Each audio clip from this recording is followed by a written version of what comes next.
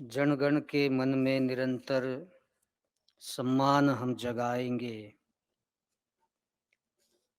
भारत के संविधान को लेकर नई चेतना लाएंगे।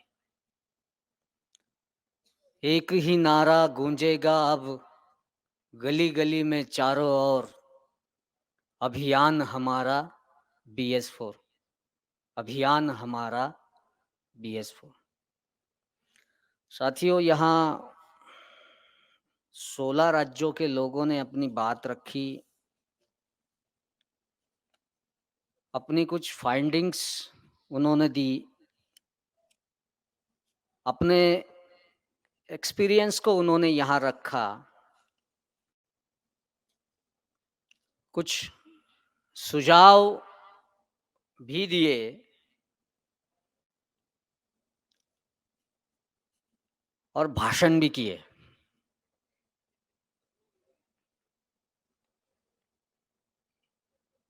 हम इतने इमोशनल हो जाते हैं। अभी किसी नवीन कुमार झारखंड से, माफ करना यार, आपको यहाँ प्रियम्बल नहीं पढ़ने दिया।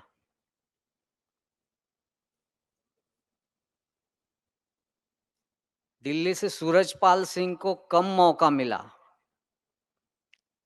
लेकिन कार्यक्रम ऐसा देगा कि आपको बहुत मौका मिलने वाला है बोलने का।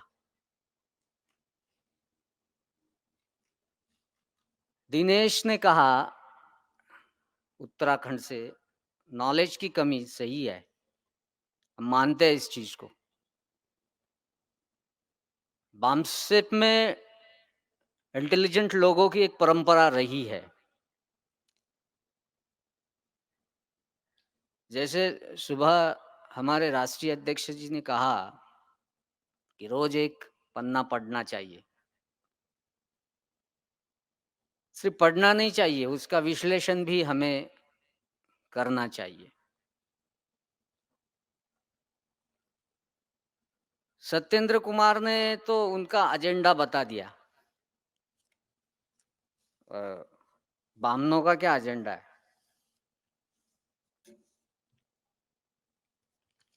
वो एक कार्यक्रम है उनका, इस देश को हिंदू राष्ट्र बनाने का। कब है वो? कब बनाने वाले हैं? आपको पता है क्या? कब बनाने वाले हैं? कब? कोई 24 कह रहा है, कोई 25 कह रहा है। इसका मतलब आपको हाँ पता है। किसने कहा आपको ये उनका कार्यक्रम? किसने कहा? हाँ, ये वो भागवत ने कहा क्या? हाँ, तो हमें साइकोलॉजिकली पता ही नहीं चलता, हम उनका एजेंडा चला रहे। व्हाट्सएप पे वो ऐसे घुमाते रहते हैं एक मैसेज कि वो 2025 में इस देश को हिंदू राष्ट्र बना देंगे, और हम लोग घबराए हुए हैं। क्योंकि आपको फायदा मिला है ना कॉन्स्टिट्यूशन की वजह से, तो इसीलिए आप घबराए हुए हैं, क्योंकि आपके बच्चे पढ़े लिखे हैं।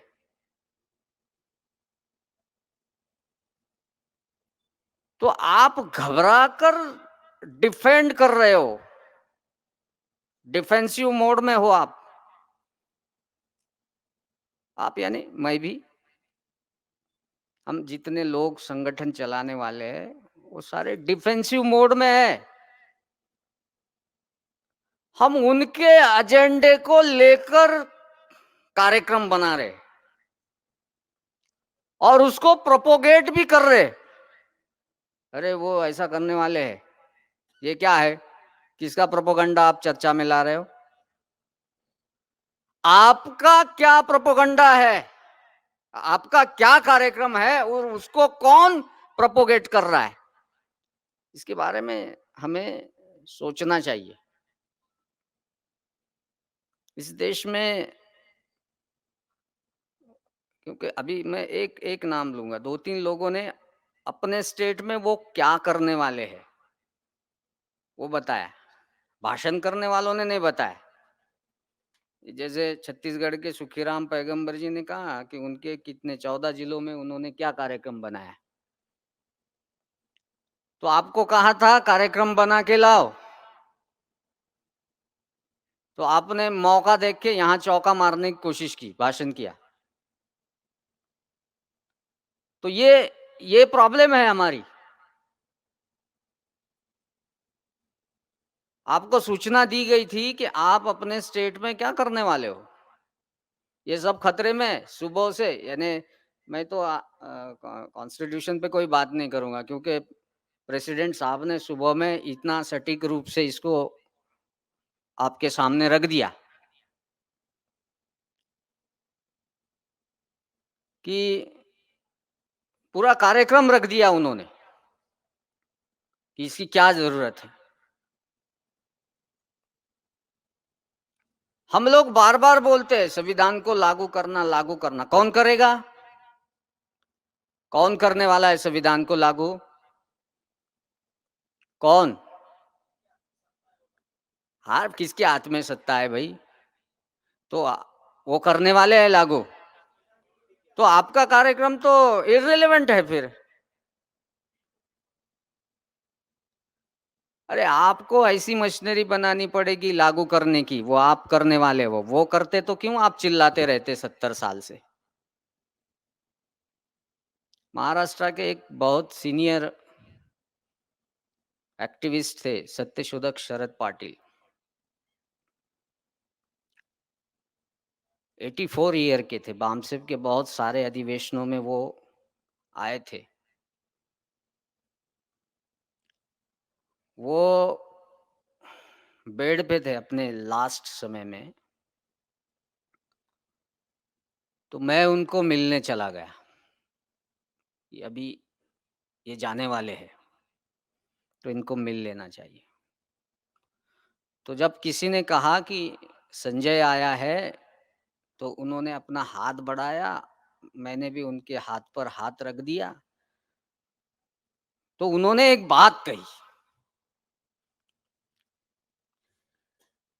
कि संजय, योजना बामसेव को ऐसी बनानी चाहिए कि इस देश के लोगों को संघर्षों से छुटकारा मिले।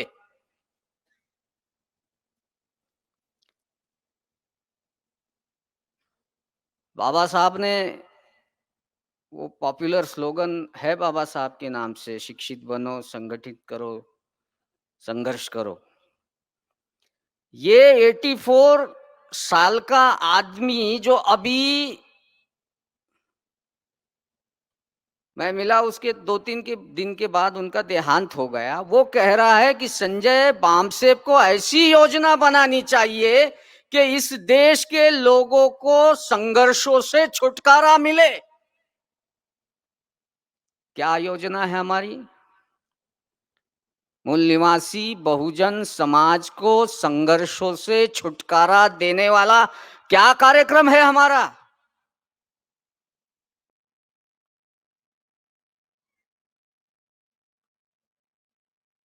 साथियों, हम सोचते रहे संगठन चलाना एक प्रोसेस है। उस परंपरा को हमारे राष्ट्रीय अध्यक्ष ने सुबह में बहुत सटीक तरीके से रखा।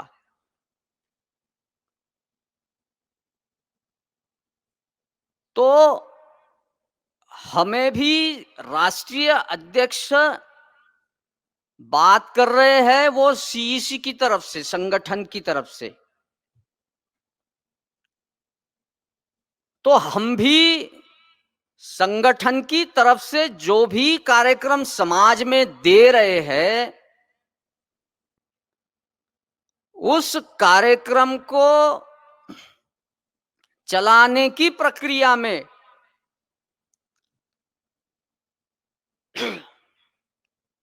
हमें बहुत सटीक तरीके से और बहुत इंटेलिजेंट तरीके से समाज में जाना होगा। अभी जैसे लोगों ने बताया, मैंने यहाँ इसको संविधान समझाया, उसको संविधान समझाया।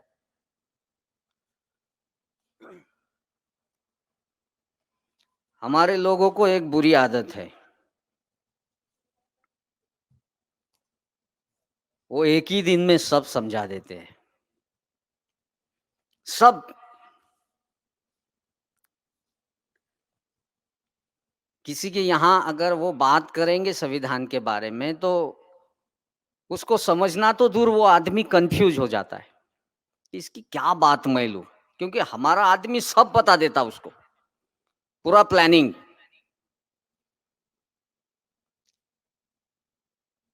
शुक्र है अगला प्राइम मिनिस्टर हम में से कौन होगा ये नहीं बताते। उस मुझे लगता है कि हमने हमारे ऑफशूट्स बनाए हैं,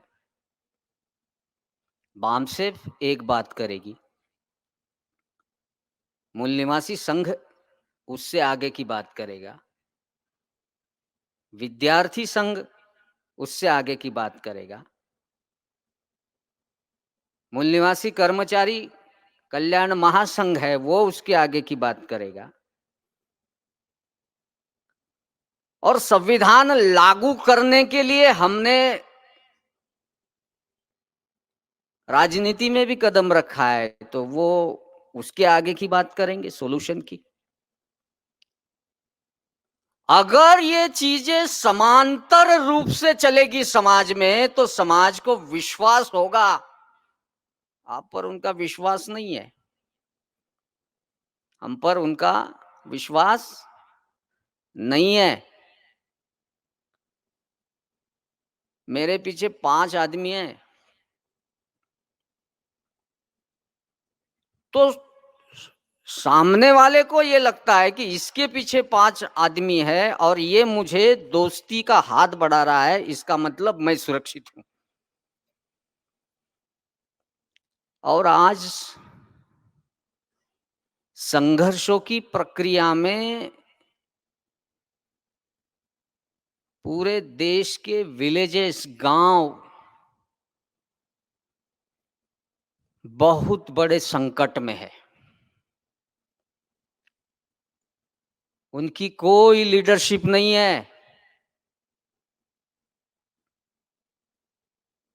एक एक बात मैं बताता हूं,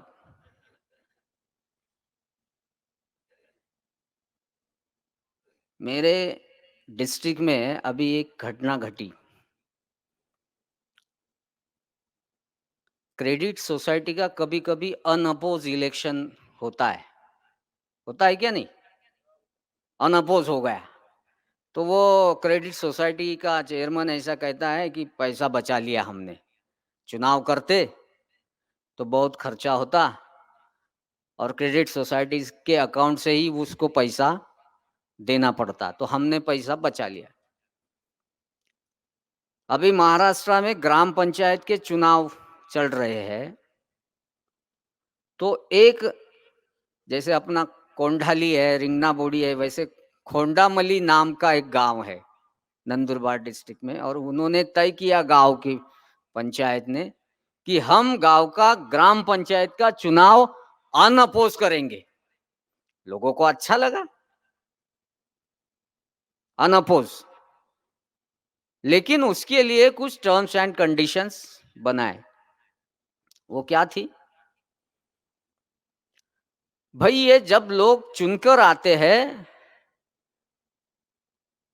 तो एक दो तीन ट्रिक्स यूज करते हैं। वो एक तो बरगला देते हैं, पैसा चलाते हैं, ये सब कुछ। तो जिसको प्रतिनिधि बनना है वो बोली लगाए।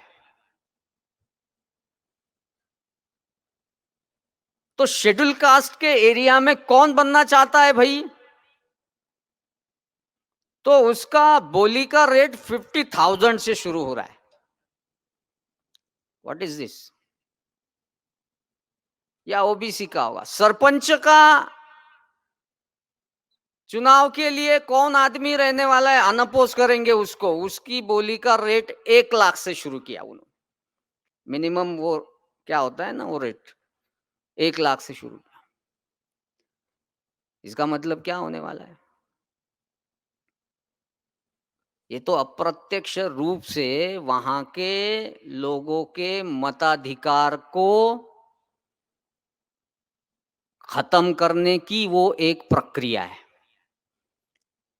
ये देश के किसी एक छोटे से गाँव से भी हो रही होगी तो इसकी शुरुआत हो चुकी है। पैसे वाले लोग उसमें तो शेड्यूल कास्ट के एरिया का आदमी बोला इतना 50,000 तो नहीं है, तो किसी ने उसको मैसेज भेजा फ़ोन करके कि मैं दूँगा, वो अमके-अमके का नाम उठा वहाँ। तो अगर वो उसके लिए 50,000 रुपया देगा, तो ये प्रतिनिधि क्या बोलने वाला है?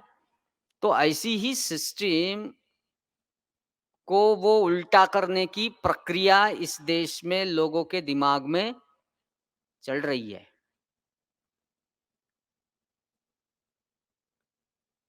तो इस प्रक्रिया में हमको सबसे पहले अभी गाँव में जाना चाहिए। कई लोगों ने कहा भी कि हमको गाँव से शुरुआत करनी चाहिए। बामसेफ ये व्हाइट कॉलर लोगों का ऑर्गेनाइजेशन है, ऐसा ब्लेम होता है। हमको उसको जवाब भी देने की कोशिश करते हैं हमारी कृति से। तो वो जितने भी गाँव है, अब लोग बोलते हैं इतने गाँव में चले जाएँगे, उतने गाँव में चले जाएँगे। नहीं, संयमित तरीके से हमको उन गाँव में जाना चाहिए, क्योंकि 1 साल हम लोग घर में बैठे रहे। तो जैसे कोई खिलाड़ी होता है, अगर वो जैसे ही मैदान में उतरता है तो पहले वो वार्म अप करता है। तो समझो बामसेफ के 200 यूनिट है, उन 200 यूनिट को देहात में जाने का, विलेजेस में जाने का कार्यक्रम आपको देके ये वार्म अप प्रक्रिया हम लोग सीसी के, मैं सीसी की तरफ से बोल रहा हूँ, संगठन की तरफ से। तो ये वार्म अप प्रोग्राम की प्रक्रिया में आपको जाना है 3 महीना। और बहुत बड़ा ज्यादा बर्डन आप पर नहीं दे रहे हम। वो जो कार्यक्रम है उसमें अगर हम 200 यूनिट्स पकड़ते हैं बामसेफ की, तो हर यूनिट को, हर जिले को 30 विलेजेस में जाना है। कितने महीने में? 3 महीने में कितने विलेजेस में? 30। तो अगर हाँ ये 200 यूनिट्स बामसेफ की अगर 30 विलेजेस में जाते हैं तो हम 6,000 गांव में चले जाएंगे।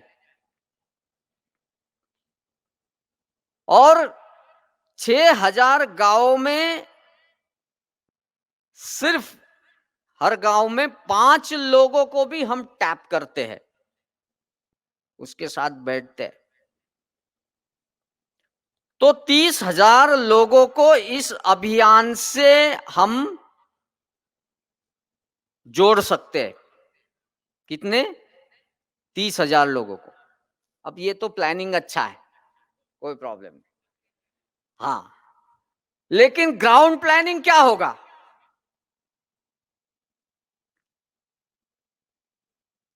अभी आपको रात को जल्दी सोना नहीं है। इतने 17 स्टेट के लोग आए थे इधर, 16। तो 16 स्टेट के लोग एक तो अपने कितने डिस्ट्रिक्ट को वार्म अप प्रक्रिया में डालना चाहते हैं, वो बताइए। दूसरा,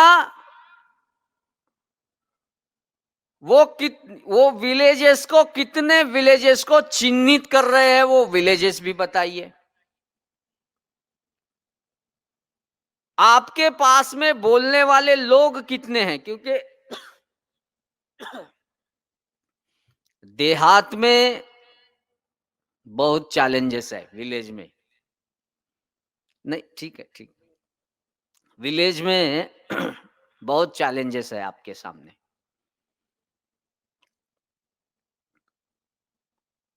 वो हम बात कर रहे थे तो हमारे एक साथी ने कहा कि विलेज में, मैं बोला क्या चैलेंज है? तो जैसे ही आप किसी विलेज में चले जाओगे गाँव में और आप बोलोगे कि ये देश में ऐसा सत्यानाश हो रहा है, वैसा हो रहा है, तो विलेज के लोग क्या बोलेंगे पता है? वो बोलेंगे, अरे इधर की बात करो, इधर रास्ता नहीं है, नल नहीं आ रहा है, पानी नहीं आ रहा है, हमको वो जो जिला पंचायत की तरफ से कुछ सुविधाएँ मिलनी चाहिए वो नहीं मिल रही है। उसके पास आपके पास उसका क्या सॉल्यूशन है? और हम उसको क्या बताने जा रहे हैं?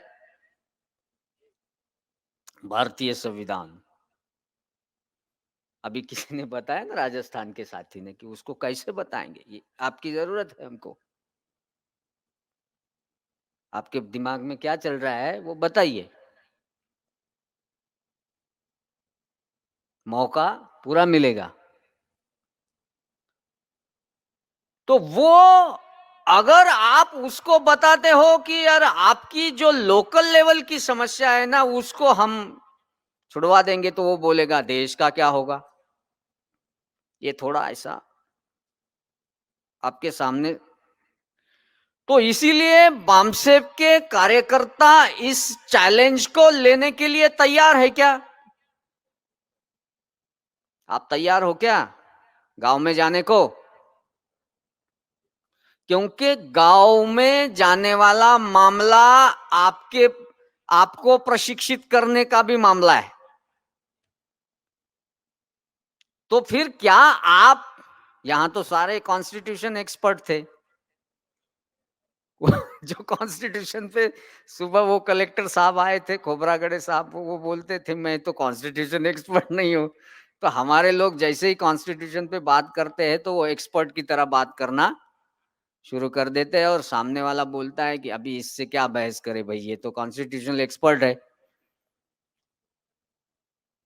और वो सोली सोराब जी जैसे ने एक बार कहा था कि इस देश में 2-4 ही लोग कॉन्स्टिट्यूशन एक्सपर्ट है। तो हमको एक्सपर्ट की तरह नहीं बात करनी है। जैसे कोई शिक्षक अपने बच्चों को जब पढ़ाता है तो वो उसकी,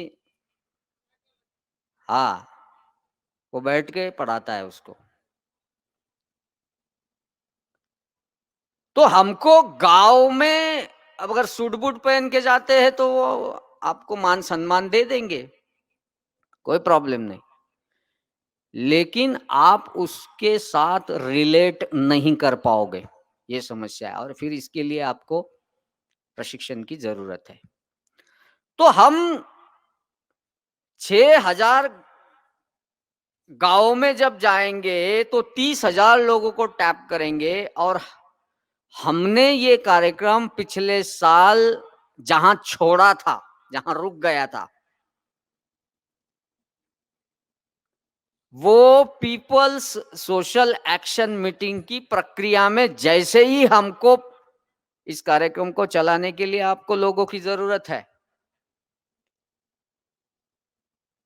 तो बामसेप के सामने इस कार्यक्रम को चलाने के लिए अभी प्राइमरी स्टेज में 50,000 लोगों की आवश्यकता है। तो आपको 50,000 लोगों को रिक्रूट करना है। तो ये रिक्रूटमेंट वाला कार्यक्रम, आप जाओगे नौकरी देता हूं तो आ जाएंगे, लेकिन ये काम करो बोले तो नहीं करेंगे। तो आपको उनको इस कार्यक्रम के साथ में जोड़ने के लिए उनके साथ रिलेशन बनाना पड़ेगा, और रिलेशन एक दिन में नहीं बनता। हमारे लोगों को तो आदत है, मेरा भाषण कहाँ रखा है भाई, मेरा टिकट किसने निकाला है, मेरे गाड़ी में पेट्रोल कौन डालेगा, ऐसे भी लोग हैं ना। तो अगर गांव के लोगों से आपको रिलेशन बनाना है और उस गांव में आपके BS4 के कार्यक्रम को स्थापित करना है, तो आपके साथ में ऑफशूट भी है। साथ में मीन्स आपके पीछे है। जैसे ही आप गांव में पहली मीटिंग करोगे, 5-10 लोगों को, 20-25 लोगों को समझाओगे, उसमें से 5 लोग आपको अट्रैक्ट हो गए, वो आपसे बात करेंगे। तो उनको सिर्फ, जैसे एनजीओ लोग जाते हैं ना, एनजीओस, तो वो देश बीज बदलने की बात नहीं करते, वो किसी को अपोजिट भी नहीं करते। वो किसी को वहां जाके गालियां नहीं देते हैं, हम तो सीधा जाके मोदी पे शुरू हो जाते हैं। अगर इस देश में कोई गाली देने को सबसे सस्ता आदमी होगा तो इस देश का प्राइम मिनिस्टर होता है। उसको गाली देते आती है। तो वो कार्यक्रम बामसेब के लोगों को नहीं करना है। उसको बड़े संयमित तरीके से ये चीज क्या है, क्योंकि हमको खुद को संयमित करना पड़ेगा। तो थोड़ी सौम्य बात जाके उसको समझाओ, दोस्ती करो, उसके साथ में चाय पियो, बैठो, उसके खेत खलियान में घूमो, उसको पूछो क्या चल रहा है, कैसे चल रहा है, तो वो उसकी आपके साथ में आस्था बनेगी। तो उससे आप जो चीज बोल के आए उसके पीछे पीछे मूल निवासी संघ और मूल निवासी विद्यार्थी संघ का आदमी उधर चला जाएगा और वो थोड़ी स्ट्रांग बात करेगा, बहुत ज्यादा भी नहीं करेगा, वो थोड़ी उससे स्ट्रांग बात करेगा, वो चिकित्सा करेगा। आप उसको बताना कि 70 साल में ये होना चाहिए था भाई, हुआ नहीं, तो बताइए मत किसके वजह से नहीं हुआ, वो मूल निवासी संघ के लिए बचा के रखिए।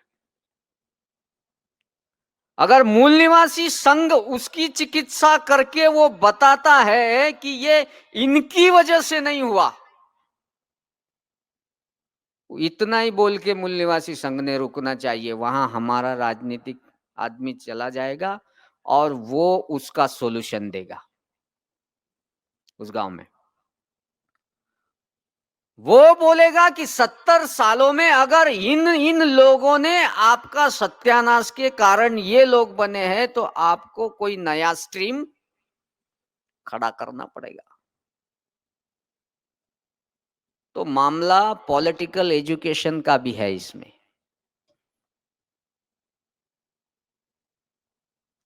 बाबा बाबा साहब ऐसा कहते थे, उन्होंने जब पार्टी बनाई तो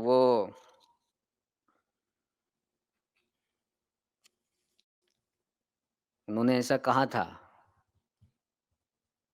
कि एक संयुक्त राजनीतिक मूवमेंट हमको चलानी चाहिए।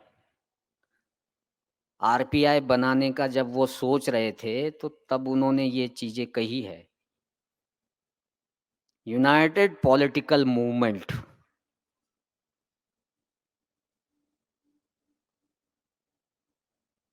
वो यूनाइटेड पॉलिटिकल मूवमेंट आप बना रहे हो, इसका एजुकेशन आपको करना पड़ेगा, पार्टी को भी करना पड़ेगा ये चीज। और राजनीतिक कृति के परिप्रेक्ष्य में चुनाव भी लड़ना पड़ेगा, चुनाव में भी उतरना पड़ेगा, तब हम सॉल्यूशन दे पाएंगे। वरना नहीं, सिर्फ चुनाव लड़ना हमारा काम नहीं होना चाहिए। हमारी ये संयुक्त कृति क्या होगी, ये जब तक विश्वास नहीं बनता, तो गांव का आदमी अनपढ़ नहीं है, वो आपको लिंक कर रहा है कि पहले आया था वो बामसेब का आदमी, कि आगे की बात ये मूल निवासी वाला कर रहा है, और उसके बाद में आया वो आदमी ये भी उसी परिप्रेक्ष्य में बात कर रहा है। तो गांव में ये विश्वास बनेगा कि ये लोग अकेले नहीं है।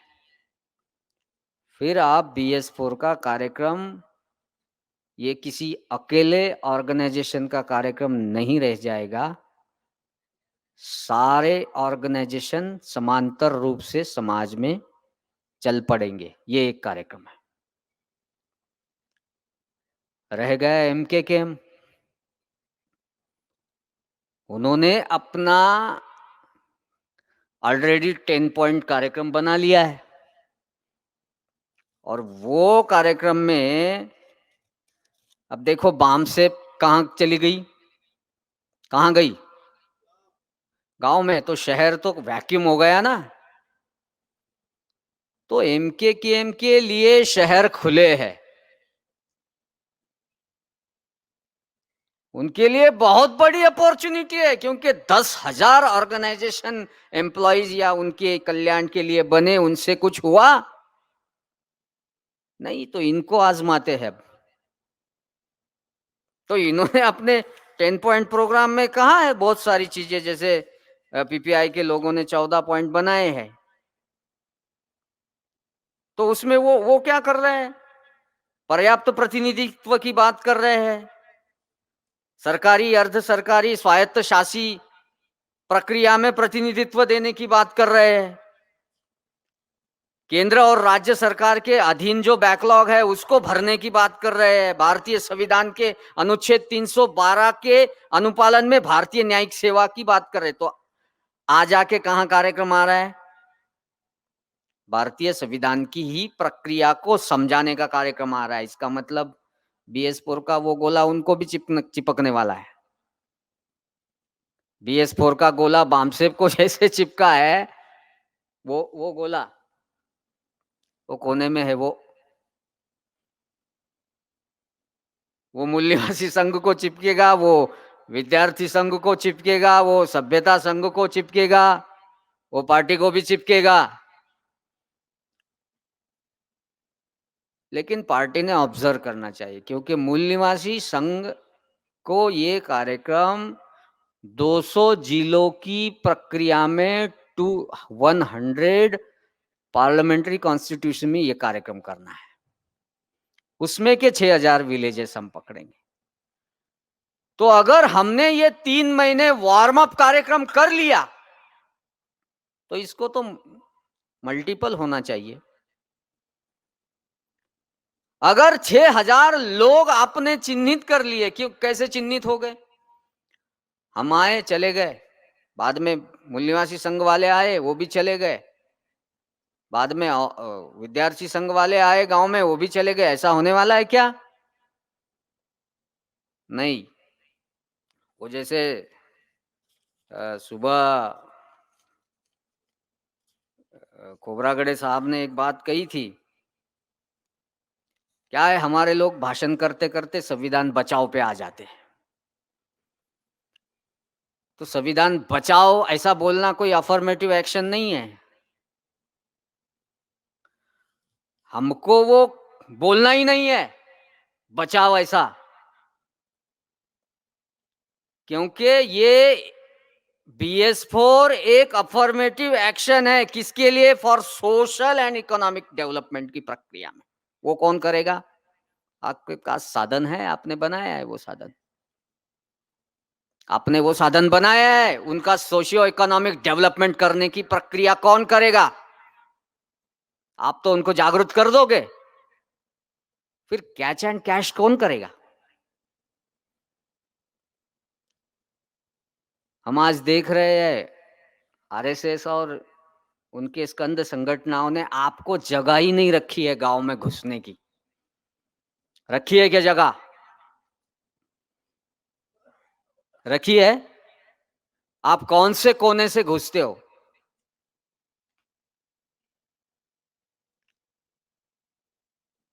वो कृषि नीति की प्रक्रिया में बात करते हैं, वो गांव के डेवलपमेंट में बात करते हैं, वो वनोपज की डेवलपमेंट में बात करते हैं। उनके कार्यकर्ता दिन भर वहां घूम रहे, और आप ही के लोग नहीं है। आप भाषण करके हम लोग वहां से चले आते हैं।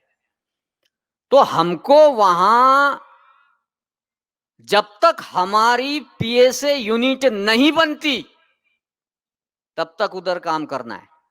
और आपको ये चैलेंज है कि जनवरी, फरवरी और मार्च तक आपको 3 महीने में आपके डिस्ट्रिक्ट में 30 गांव में क्या बनाना है?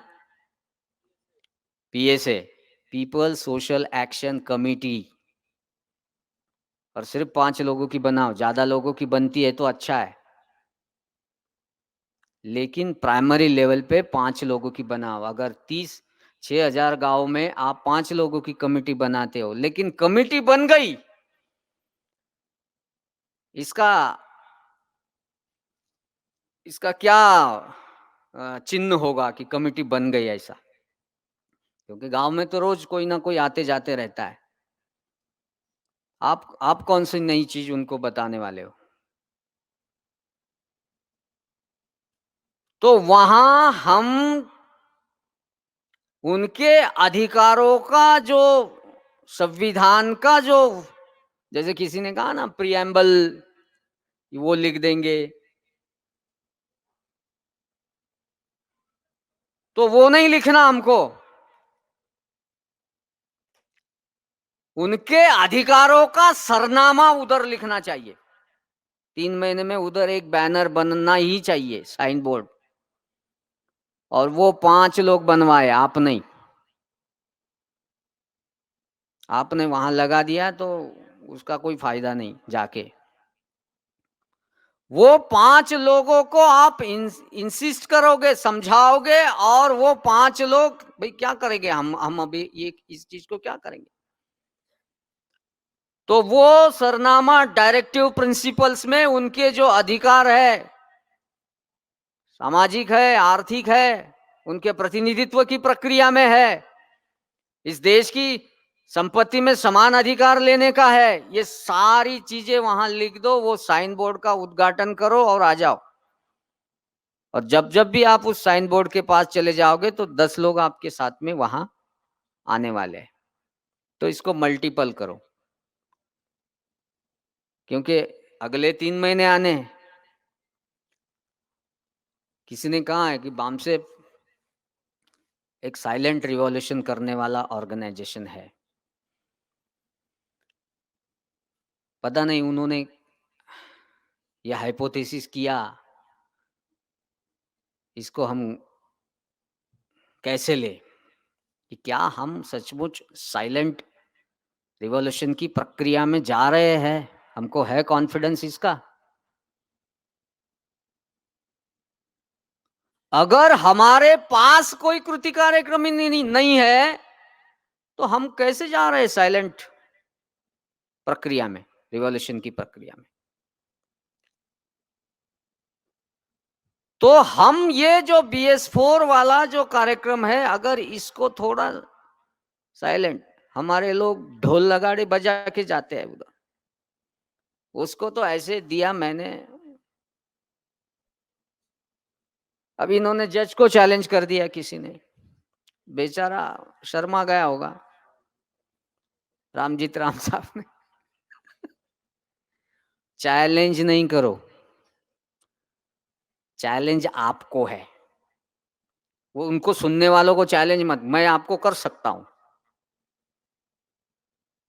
क्योंकि मुझे पता है आपने बीड़ा उठाया इसलिए आप बैठे हो इधर ठंड में। तो इसका पूरा कार्यक्रम जैसे समांतर रूप से अगर चलेगा, और इसका डिस्कशन भी अभी HOR की मीटिंग में होगा, तो जैसे ही 3 महीने आप 6000 लोगों को लाओगे तो ये DK के MT को हमको खंडहर नहीं बनाना है, इसको साल भर चलाना है। तो विलेजेस से आए हुए लोगों को यहां कौन पढ़ाएगा? उनको क्या करना है आगे की चीजें? तो वो एक कार्यक्रम भी, क्योंकि ये अगर 50,000 लोग BS4 की प्रक्रिया में हमारे कंधे से कंधा मिला के रिक्रूट बनने के लिए तैयार है, तो मुझे ऐसा लगता है कि हमको इस साल में उतना ही काम करना चाहिए। वो किसी ने कहा ना 2025 में, तो आज ही हम नहीं शुरू होना चाहिए। जरा चुपचाप कार्यक्रम करने का भी सीखो। वो गांव में चुपचाप जाते हैं RSS के लोग। आप पहले चमारों के मोहल्ले में चले जाते।